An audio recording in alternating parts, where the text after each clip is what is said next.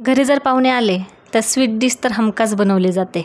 चला तर आज आपण पाहूयात एकदम खमंग असा पायनॅपल शिरा कसा बनवायचा।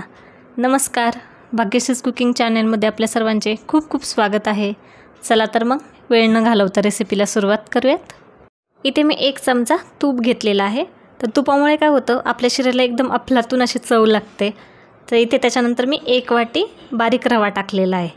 आता हा रवा आपल्याला चांगला कलर बदलेपर्यंत भाजून घ्यायचा आहे, म्हणजेच ब्राऊन कलर होईपर्यंत भाजायचा आहे। इथे पाहू शकता आपल्या रव्याचा कलर पण बदललेला आहे आणि एकदम खमंग असा वास येतोय, कारण आपण तो तुपामध्ये भाजतोय।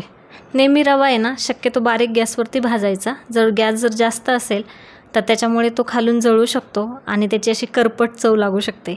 तर इथे पाहू शकता 3 ते 4 मिनिट आपण रवा व्यवस्थित असा भाजून घेतलेला आहे। आता आपल्या आवडीनुसार ड्रायफ्रूट्स आपण तुपामध्ये परतून घेऊयात। तर इथे मी बदाम, काजू, मनुके वापरलेले आहेत। तुम्ही दुसरे कोणतेही ड्रायफ्रूट्स वापरू शकता। तर इथे व्यवस्थित असं तूप टाकून मी 2 ते 3 मिनिट साधारण परतून घेते, जोपर्यंत आपल्या ड्रायफ्रूटचा कलर बदलत नाही। इथे खरपूस असे आपले ड्रायफ्रूट्स परतून झालेले आहेत। आता आपण पायनॅपल कट करून घेऊयात। तर पायनॅपल मार्केटमध्ये अगदी सहजरित्या मिळून जातं।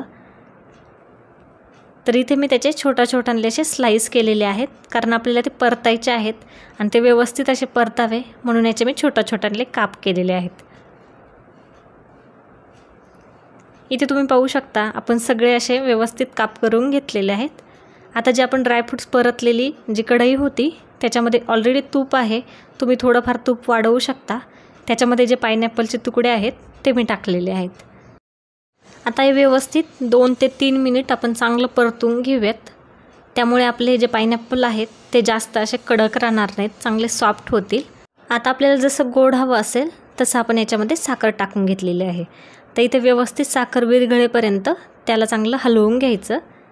इथे पाहू शकता आपली साखर व्यवस्थित अशी विरघळलेली आहे। आता आपण शिऱ्याची जितकी क्वांटिटी करतोय त्यानुसार आपण याच्यामध्ये पाणी टाकून घेतोय।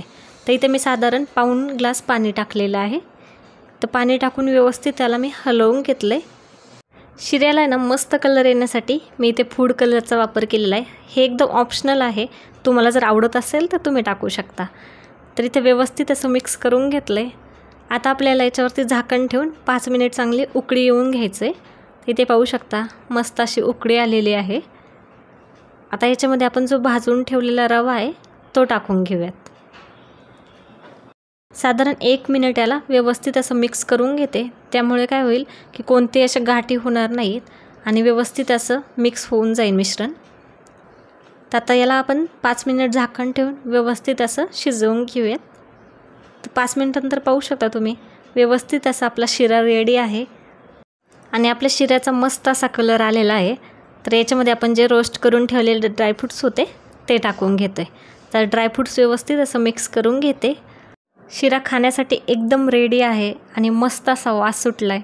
तर आपण जे याच्यामध्ये पायनॅपलचे पीसेस टाकलेले होते परतून, त्याच्यामुळे एकदम असा क्रंची फ्लेवर येतो आणि खायला पण खूप खमंग लागतो। तर एकदा या पद्धतीने रेसिपी नक्की करून पहा आणि रेसिपी कशी वाटली हे कमेंटमध्ये सांगायला विसरू नका। व्हिडिओ आवडला असेल तर व्हिडिओला लाईक करा, शेअर करा।